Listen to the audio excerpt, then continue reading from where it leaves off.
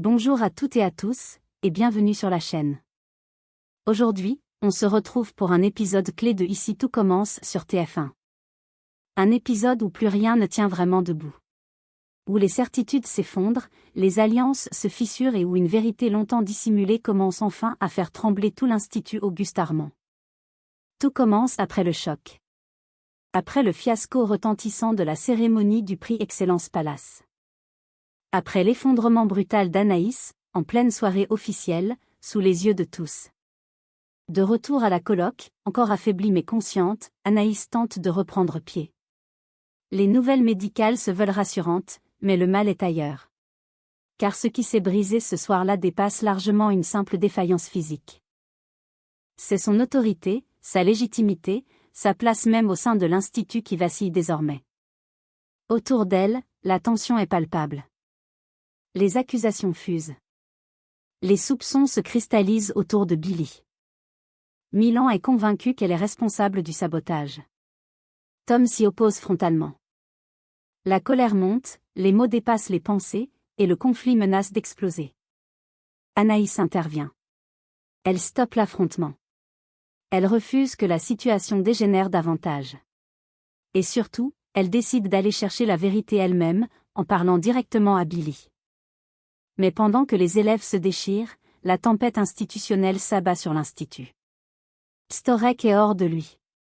Le président de la fondation du prix Excellence Palace n'accepte pas l'humiliation publique. Pour lui, ce fiasco est une faute grave. Il menace la direction. Clotilde.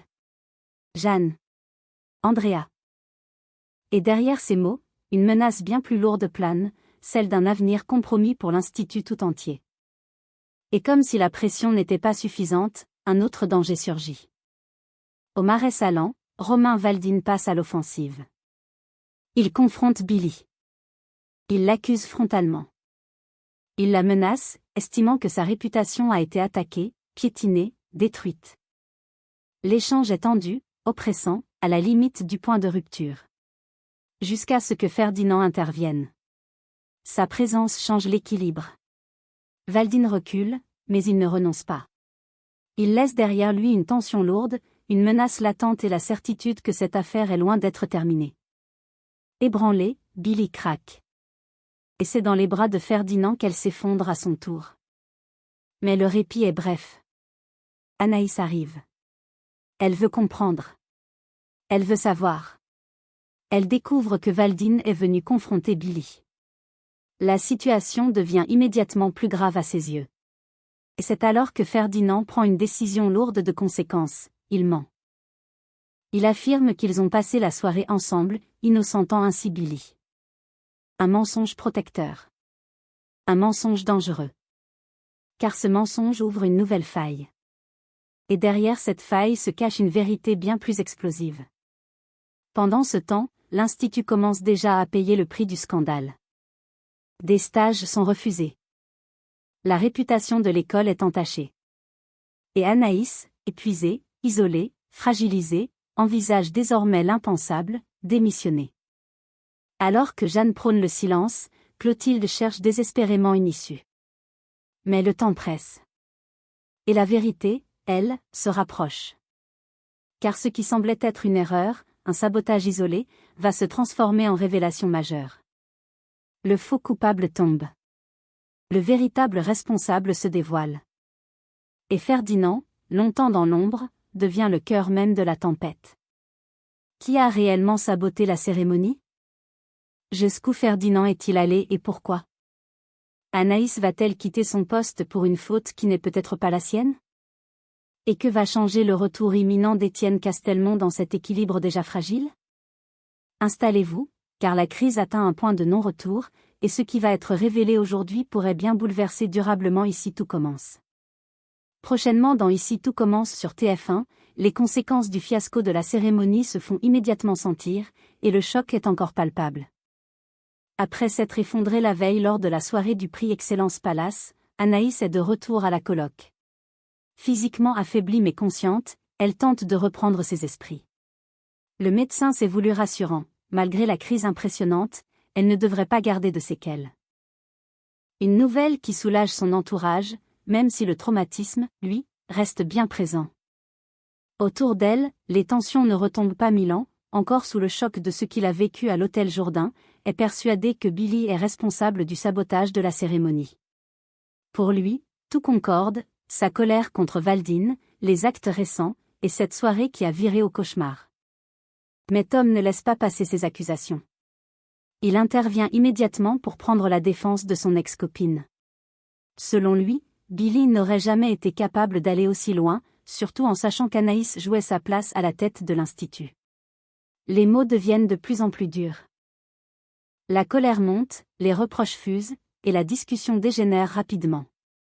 C'est Anaïs elle-même qui met fin à l'affrontement. Encore fragile, elle intervient fermement pour leur demander d'arrêter. Elle refuse que la situation s'envenime davantage. Plutôt que des accusations lancées à chaud, elle annonce qu'elle va parler directement à Billy afin de mettre les choses au clair. Une démarche courageuse, alors même qu'elle est encore en convalescence morale et physique. Pendant ce temps, à l'Institut, la tempête institutionnelle se prépare. Storek est hors de lui. Le président de la fondation du prix Excellence Palace ne décolère pas après l'humiliation publique et le chaos de la cérémonie. Pour lui, ce fiasco est inacceptable et ternit gravement l'image de la fondation. Sa colère se tourne désormais vers la direction. Storek menace ouvertement Clotilde, Jeanne et Andrea. Il leur fait clairement comprendre qu'il ne compte pas en rester là. Des conséquences lourdes pourraient tomber, aussi bien sur le plan professionnel que sur l'avenir même du partenariat avec l'Institut. Alors que les soupçons s'entrecroisent, que les alliances se fissurent et que la pression extérieure s'intensifie, une chose est sûre, l'effondrement d'Anaïs n'était que le début. Désormais, chacun va devoir répondre de ses actes et la vérité pourrait bien bouleverser définitivement l'équilibre de Ici tout commence.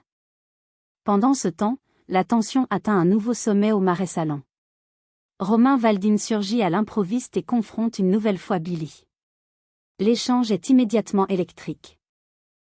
Valdine ne tourne pas autour du pot, il l'accuse frontalement d'être responsable du sabotage de la cérémonie du prix Excellence Palace. Pour lui, tout mène à elle. La colère est froide, calculée, nourrie par l'humiliation publique qu'il vient de subir.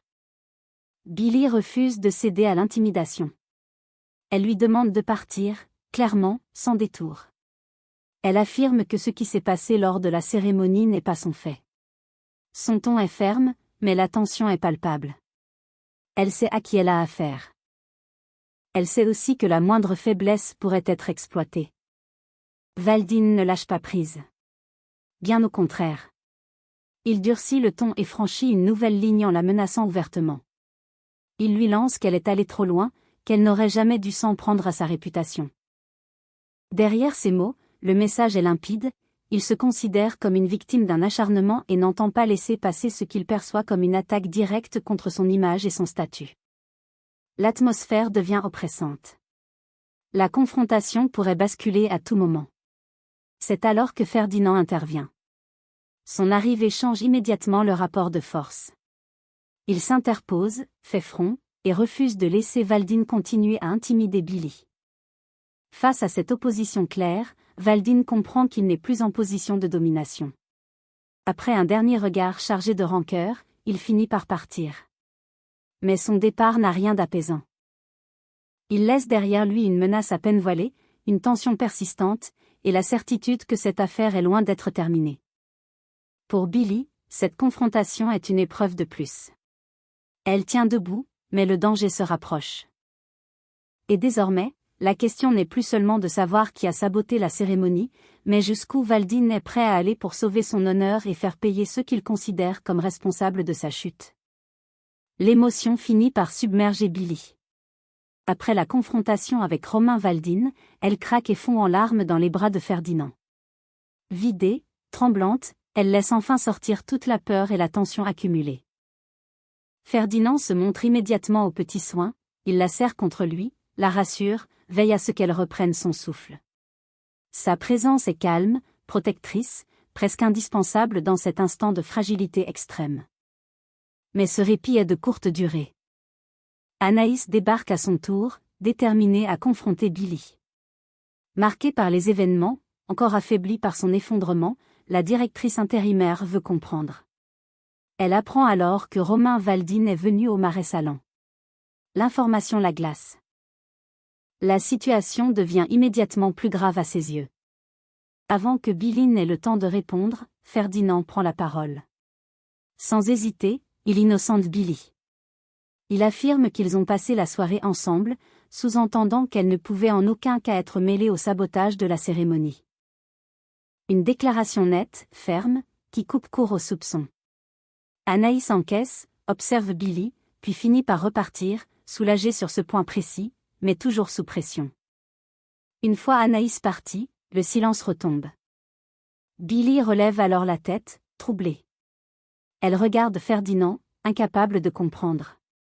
D'une voix encore fragile, elle lui demande pourquoi il a menti.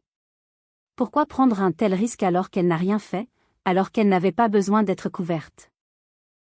La question est simple, mais lourde de sens. Ce mensonge, même protecteur, ouvre une nouvelle zone d'ombre. Ferdinand a voulu la protéger. Mais à quel prix? Dans ce face-à-face intime, une certitude s'impose, les vérités ne sont plus seulement dangereuses à dire. Désormais, les mensonges le sont tout autant. Dans Ici tout commence, la crise atteint un point de rupture. Épuisée, fragilisée par les événements et profondément marquée par l'humiliation publique de la cérémonie, Anaïs envisage désormais l'impensable, démissionner. Après avoir été seule contre tous, après avoir encaissé les pressions, les accusations et l'effondrement en pleine soirée officielle, elle a le sentiment d'avoir tout perdu.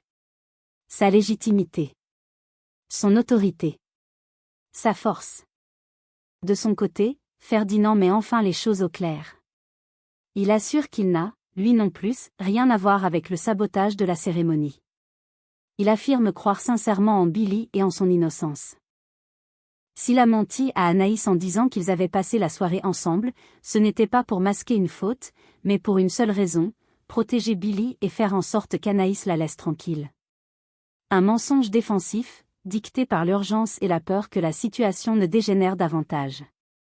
Pendant ce temps, à l'Institut, la gestion de crise divise la direction. Jeanne s'oppose fermement à l'idée de publier un communiqué de presse.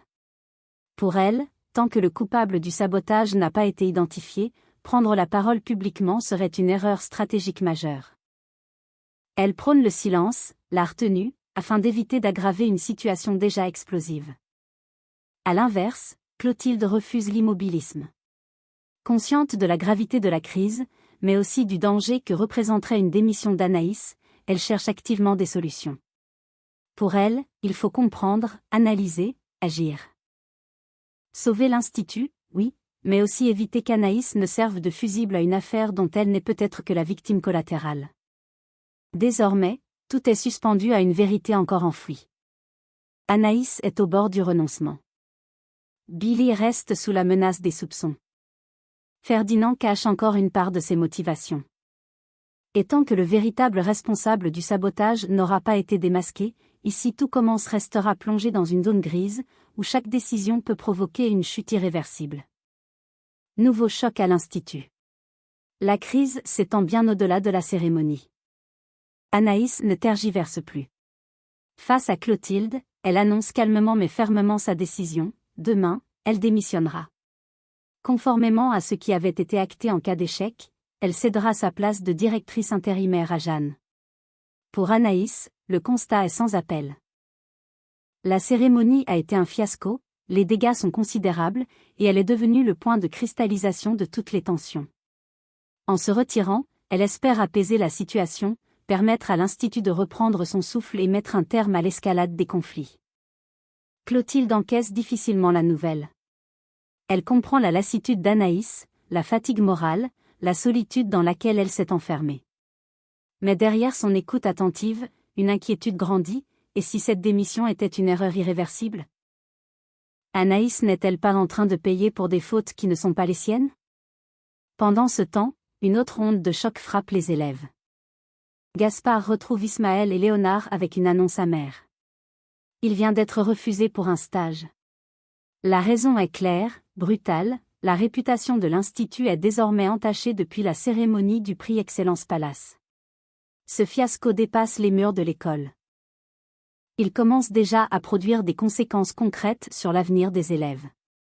Le silence s'installe. L'inquiétude change de camp. C'est alors qu'Ismaël lâche une information capitale. Il affirme que Billy est innocente. Il explique que, le soir du drame, elle était avec Ferdinand. Une révélation qui rebat les cartes. Si Billy n'a rien fait, alors quelqu'un d'autre est responsable. Et surtout, si l'Institut continue de la pointer du doigt à tort, les conséquences pourraient être encore plus lourdes. À cet instant précis, tout converge vers une évidence dérangeante. La démission d'Anaïs n'effacera peut-être rien. La vérité n'a pas encore éclaté. Et le vrai scandale est peut-être encore à venir. Dans Ici tout commence, la chute d'Anaïs semble imminente, tandis que l'Institut commence à payer le prix d'un mensonge collectif. Et si, en partant, Anaïs laissait derrière elle un champ de ruines sans que le véritable coupable n'ait jamais été inquiété? La vérité éclate. Et elle est explosive. En apprenant que Billy est innocente, Léonard ne peut plus se taire. La colère et l'inquiétude mêlées, il décide de confronter directement son frère. Il le retrouve, le presse, le pousse dans ses retranchements. Les questions s'enchaînent, les silences deviennent suspects. Ferdinand n'a plus d'issue. Acculé, Ferdinand finit par craquer. Et la vérité tombe, brutale. Ce n'est pas Billy qui a saboté la cérémonie. C'est lui. Le choc est immense. Léonard peine à y croire. Ferdinand avoue avoir agi seul, convaincu de faire ce qu'il fallait, persuadé que l'humiliation publique de Romain Valdine était une forme de justice. Mais pour Léonard, le constat est sans appel, son frère n'a absolument pas conscience de l'ampleur du bad buzz qu'il a déclenché. Ce n'est pas seulement une vengeance personnelle. C'est une catastrophe médiatique, institutionnelle, qui a déjà commencé à détruire la réputation de l'Institut et l'avenir des élèves. Léonard lui dit les choses sans détour. Avec ce qu'il a fait, Ferdinand risque tout simplement de se faire virer. Et cette fois, personne ne pourra le couvrir.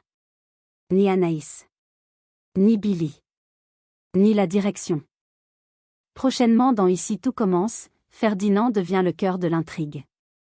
Son geste, longtemps dissimulé, menace désormais d'exploser au grand jour.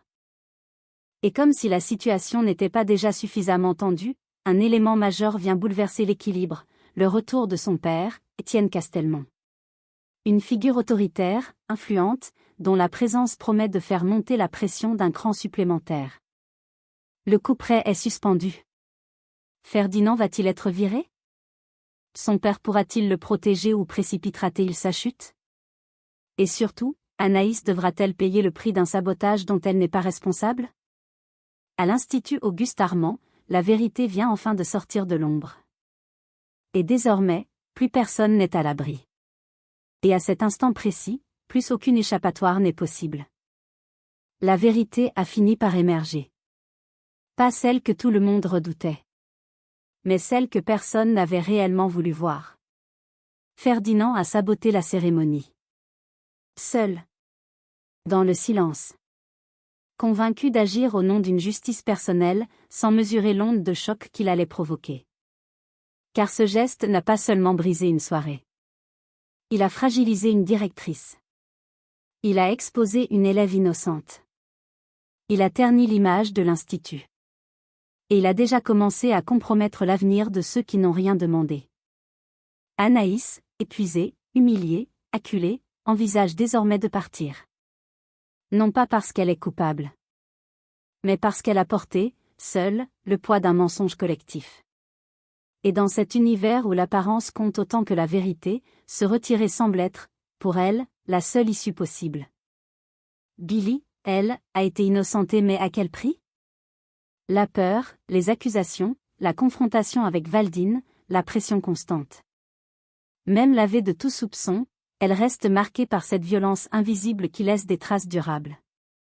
Quant à Ferdinand, le temps du silence touche à sa fin. Son aveu change tout. Il devient désormais le centre de la tempête. Un élève en danger. Un fils bientôt confronté au regard de son père, Étienne Castelman, dont le retour pourrait soit le sauver soit précipiter sa chute définitive. À l'Institut Auguste Armand, plus rien n'est stable. Les certitudes se sont effondrées. Les responsabilités vont devoir être assumées. Et chaque décision à venir risque de provoquer une fracture irréversible. Car une question demeure, plus brûlante que jamais. Anaïs devra-t-elle payer pour une faute qui n'est pas la sienne? Et l'Institut peut-il réellement se relever tant que la vérité n'a pas été pleinement affrontée? Dans Ici tout commence, la crise ne fait que commencer. Et désormais, plus personne n'est à l'abri.